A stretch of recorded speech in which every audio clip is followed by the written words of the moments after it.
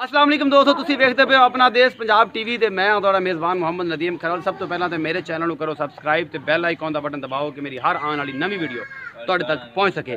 दोस्तों ते बेलियो मेरी वीडियो नूं शेयर लाइक तो कमेंट जरूर करा करो कि मेरी जिहड़ी नवी वीडियो होंदी है भरावां तक पहुँच सके।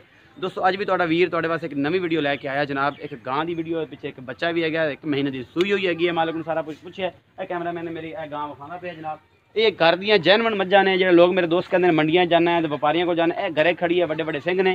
यह जनाब पूरा वजूद वजाद मेरा कैमरामैन विखावेगा। असील का तो मैंने पता नहीं, मैं कोल चला जाना जे मैंने डिस्टर्ब ना करे ते। यह जनाब सारा कुछ है जनाब। ये पिछे जनाब एक वच्छी भी हैगी है जनाब, वो भी तुहानूं विखाने।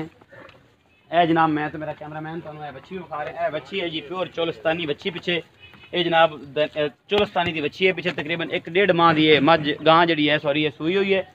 ये जनाब इन्हों के मालक को पूछांगे जनाब, तो उन्होंने हाल चाल भी पूछांगे, किस जगह से खड़ी वो भी पूछांगे, इन्हों का रेट भी पूछांगे। अगर जे अपने बारे आई मेरे किसी दोस्त है तो मेरा कोई दोस्त खरीद लेगा। जेडे मेरे बेली कहते हैं यार कोई सस्तियां मझां गां में विखाया कर, जड़ियाँ विखाना सारियां 2.5 लाख तो उत्ते होंदियां ने। जनाब एक सस्ती गां भी लभ ली भरावां वास्ते। अगर मेरे किसी वीर ने लैनी हो तो मेरा रबता कर सकता। नंबर मेरा डिस्क्रिप्शन दे विच होवेगा। अस्सलाम वालेकुम भाईजान। वालेकुम अस्सलाम। शफीक भाई थोड़े उच्चा बोलो। वालेकुम अस्सलाम। की हाल चाल है वीर? अल्लाह शुक्र, तबीयत से ठीक है। ये जनाब जी वीडियो शूट हो रही है जिला पाकपतन तहसील आरेवाला के नाल 7 किलोमीटर से एक पिंड है जनाब। ये उत्थों वीडियो असं शूट करके तुहाडे वास्ते भेज रहे हैं। शफीक भाई जी गां मेरे कैमरामैन ने विखाई है, इहदे बारे पूरी जानकारी तुसीं देनी है कि जनाब दुध कितना दिंदी है।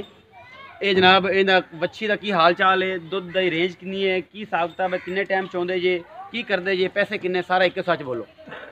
ये जनाब बच्ची 2 थान चगाइंदे ने ते 2 किलो उस टाइम 2 किलो उस टाइम चोइंदे। 2 किलो उस टाइम 2 किलो उस टाइम चोइंदे। 4 से 4 किलो दूध मतलब खाला बंडा पाएगा तो 6-7 सिर कर जाएगी। हां कल्ले पट्ठियां ते कल्ले पट्ठे जेड़ा तुसीं मेरा कैमरामैन विखांदा पे जनाब विच तूड़ी पिया सिर पट्ठे जे पै ने। ए जनाब मक्की मुक्की ते पैंदी है ते ए जनाब यही इन्हां कुछ पैंदा है जनाब। इत्थे कोई वंडा शंडा वंड शंड कोई नहीं पैंदा। ते शफीक भाई ये मुनासिब जी पैसे किन्ने ने?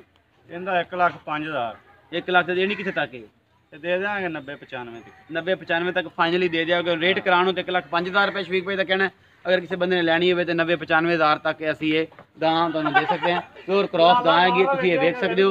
ये सारा कुछ जनाब तुहाडे सामने हैगा। जो भी जेडे बेली सज्जन मेरे दोस्त मित्र नूं पसंद आवे वो जनाब ये गां नूं वेख सकता है। अपना बहुत सारा ख्याल रखिया जे। मिलते हैं अगली वीडियो। अल्लाह निगहबान।